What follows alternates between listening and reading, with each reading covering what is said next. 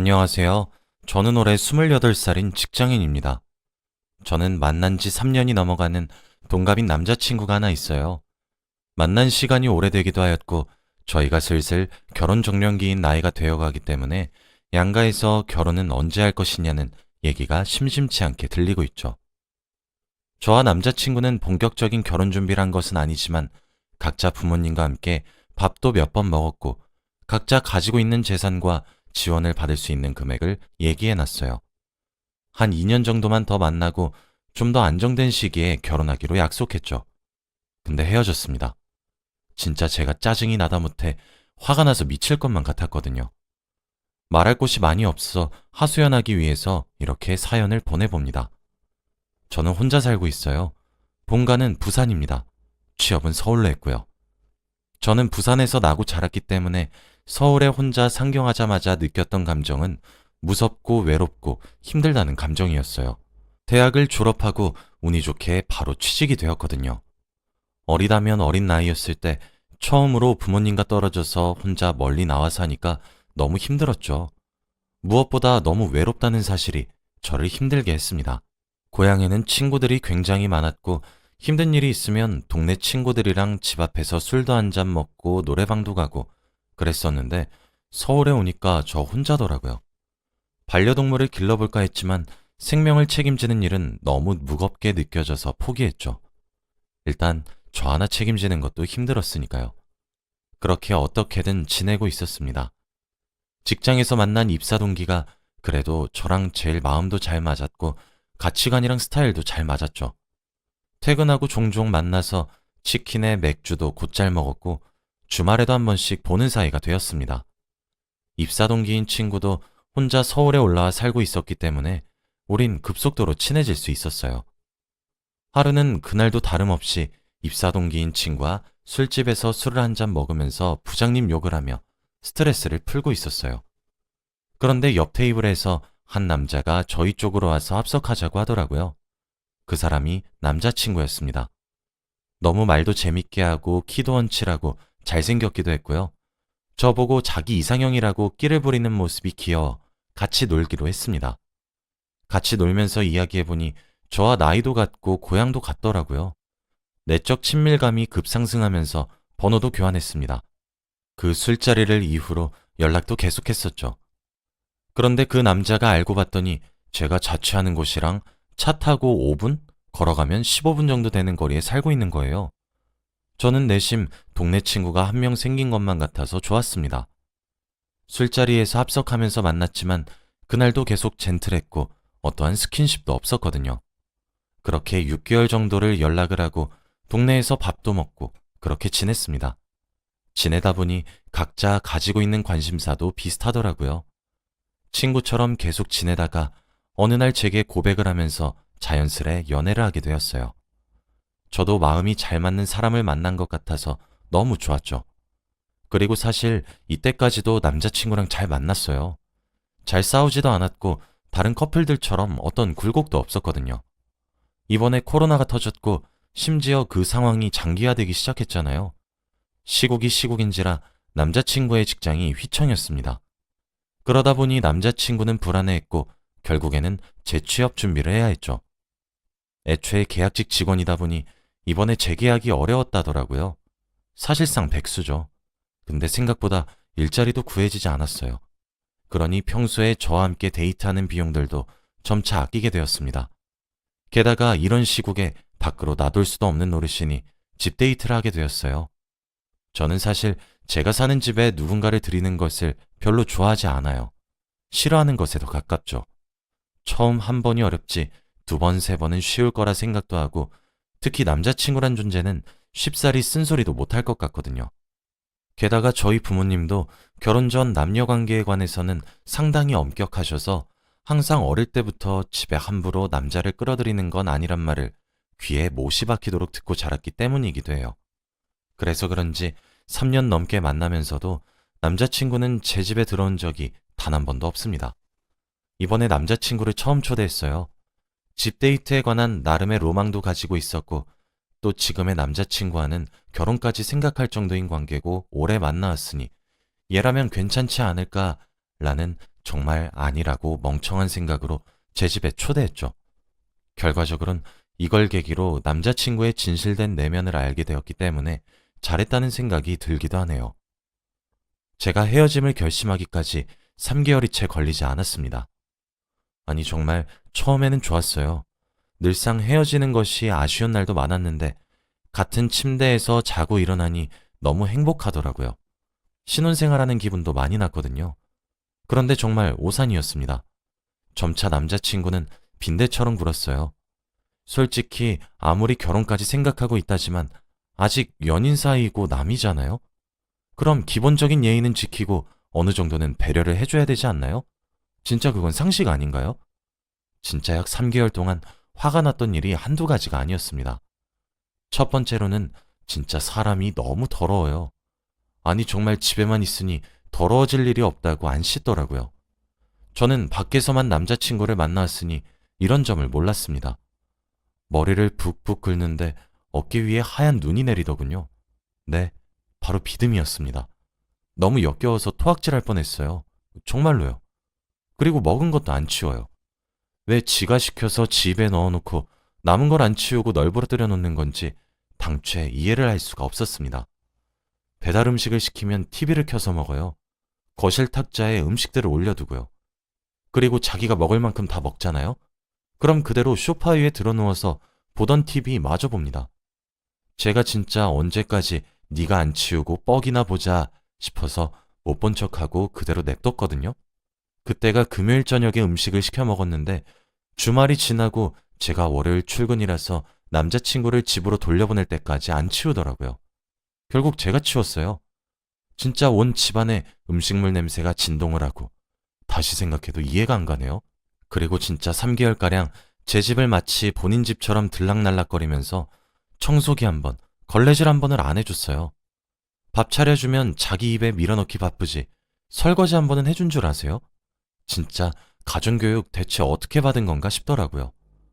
또 두 번째로는요, 분리수거를 글쎄 하나도 안 하더라고요. 그냥 일반 쓰레기 종량제 봉투에 다 쑤셔서 버리더라고요. 저 진짜 그거 보고 너무 놀랐어요. 그 뒤로는 그냥 제가 했습니다.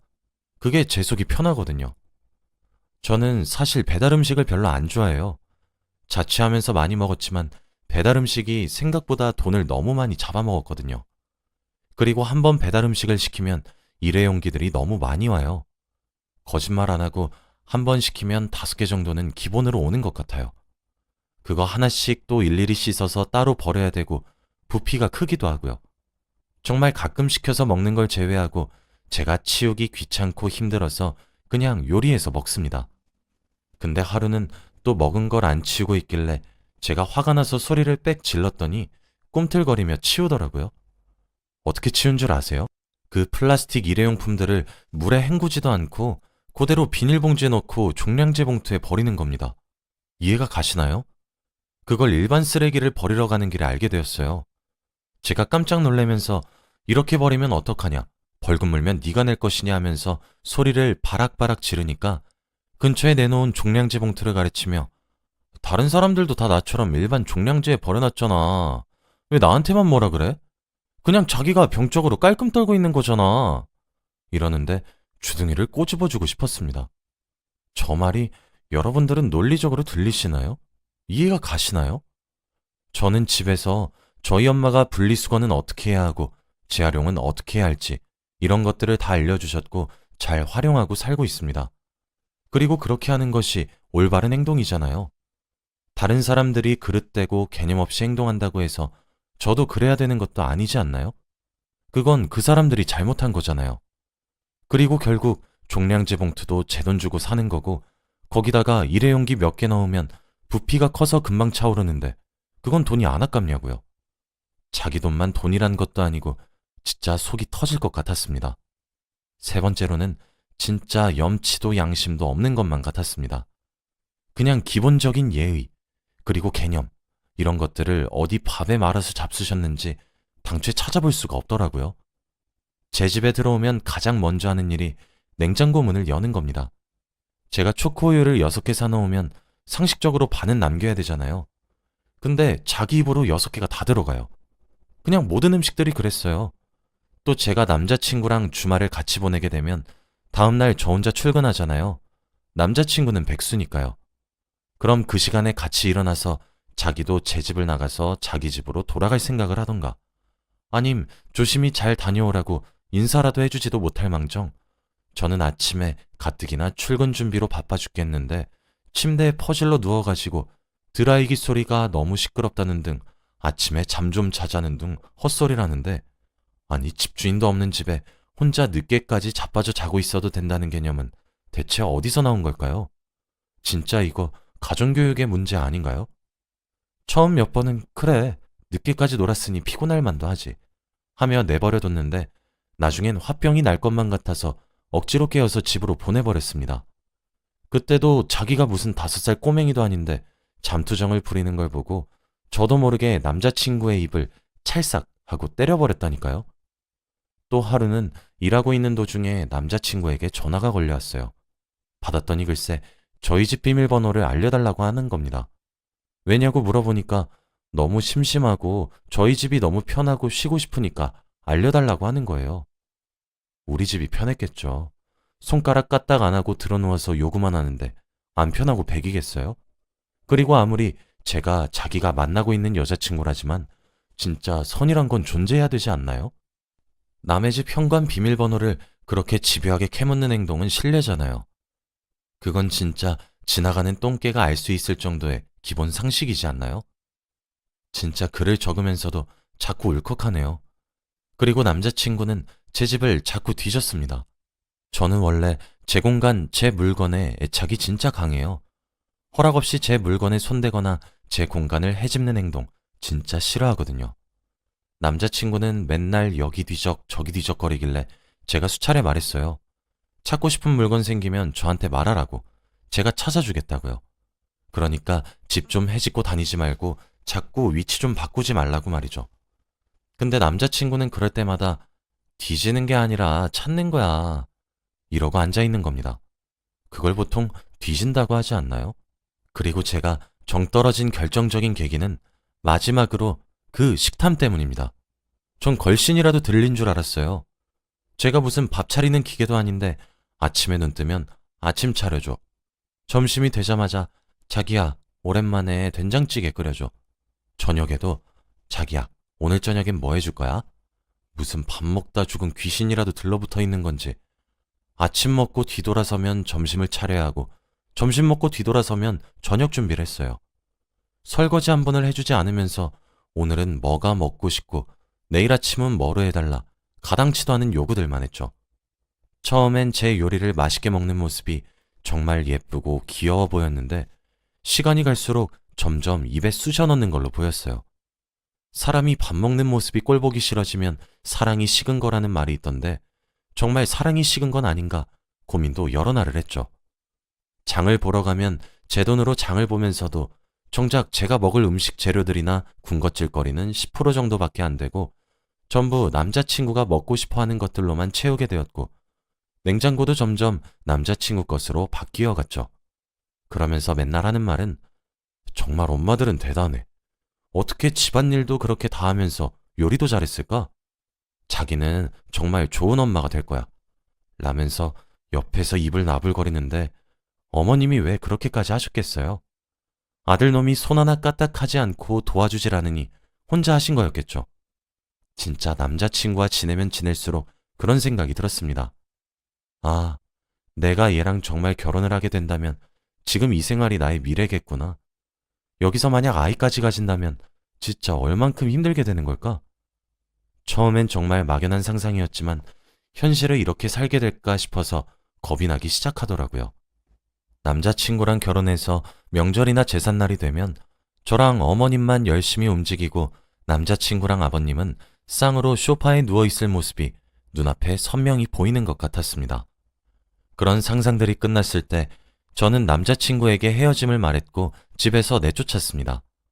처음에는 남자친구가 저희 집에 놀러오고 싶다는 내색을 내비춘 것은 맞지만 결국 제가 초대했으니까 내가 집주인이고 남자친구는 손님이니까 하는 마음으로 하루 이틀, 일주일, 한 달을 견뎠어요.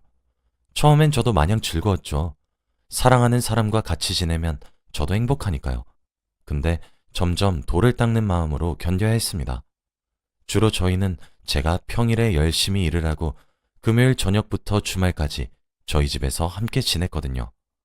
그런데 어째 평일에 일하는 것보다 주말이 육체적으로 너무 힘이 드는 거예요. 그럴 수밖에 없죠. 집안일은 나만 하는데 치워야 할 몫은 2인분으로 늘었으니까요. 제가 몸살이 나는 건 어떻게 보면 당연한 수준이었습니다. 제가 청소기를 돌리면 거들어줄 수도 있잖아요. 빨래도 제 옷만 하겠어요? 옆에서 도와주진 못할 망정 소파에 들어 누워가지고 우리 자기는 정말 좋은 아내가 될 것 같아. 이러고 헤헤거리는데 얼굴에 주먹을 날리고 싶었습니다. 제가 너무 짜증이 나서 일이라도 하나 시키면 뭐 하나 제대로 하는 게 없었어요. 결국엔 제가 다시 한 번 더 손을 대야 되고 그러다 보니까 그냥 가만히 있는 게 도와주는 거더라고요. 그럼 입이라도 다물고 가만히 있던가. 꼭 바로 옆에서 한마디씩 거들어서 사람 속을 뒤집는데 진짜 어쩔 때는 화가 머리끝까지 나서 진짜 어지러웠던 적도 있습니다. 하긴 제가 얼마나 쉽고 만만한 존재였겠습니까? 아무것도 안 해도 되고 때 되면 밥 차려줘 군것질거리들도 종류별로 사다 놓고 얼마나 호구처럼 보였던 걸까요? 저는 남자친구를 만나고 서울에 적응하는 것이 한결 더 쉬웠습니다. 그래서 참 여러모로 고마운 사람이었죠. 가치관도 정말 잘 맞았고 항상 대화를 나누면 너무 즐거운 사람이었어요. 식성도 잘 맞았고 웃음 포인트, 감동 포인트 그런 것들도 매우 잘 맞았어요. 관심사도 비슷하다 보니까 취미도 같이 할 수 있었죠. 3년이란 세월을 만났는데 저희가 얼마나 많은 추억을 쌓았겠습니까? 남들은 허구한 날 싸우고 풀고 헤어졌다가 다시 만나고를 반복한다는데 호수처럼 잔잔히 만날 수 있는 남자친구가 너무 좋았어요. 그런데 정말 오만정이 다 떨어지더라고요. 만났던 시간이 길었던 만큼 우리 나이가 한창 예쁠 나이였던 만큼 찬란하게 만나왔고 소중한 추억이 정말 많아서 헤어진다는 건 상상조차 못했던 사람이었는데 정말 미련 없이 헤어지자고 말을 할 수 있게 되더라고요. 미련이 남는 걸 떠나서 진짜 없던 정마저 탈탈 털면서 헤어졌습니다. 솔직히 헤어지자고 말할까 말까 고민할 때만 해도 아, 내가 진짜 괜히 헤어지자고 내뱉은 다음 후회하면 어떡하지? 라는 고민을 정말 많이 했는데 왜 했나 싶을 정도로 헤어지고 나니 속이 다 후련하더라고요. 지금 헤어진 지 딱 3주가 지난 주말인데 몸이 너무 편해요. 어지르는 사람도 따로 없고 집도 오랜만에 쾌적한 공기들이 맴도는데 이런 게 자유지 싶었습니다. 어찌나 몸이 편해졌는지 헤어졌는데도 살이 2kg나 쪘더라고요. 스트레스도 덜 받아 잠도 잘 자니 피부도 맨들맨들해졌습니다. 남자친구는 헤어짐을 받아들이려고 하지 않고 있어요. 저는 진짜 저 사람을 고쳤을 자신도 시간과 돈 그리고 감정까지도 전혀 남아있지 않은 것 같네요. 여전히 신기합니다. 아들을 대체 어떻게 키우셨으면 손가락 하나 까딱하지 않는 사람으로 만드신 걸까요? 후련하게 헤어졌는데 잘했다고 칭찬해 주세요. 제 이야기 들어주셔서 감사합니다.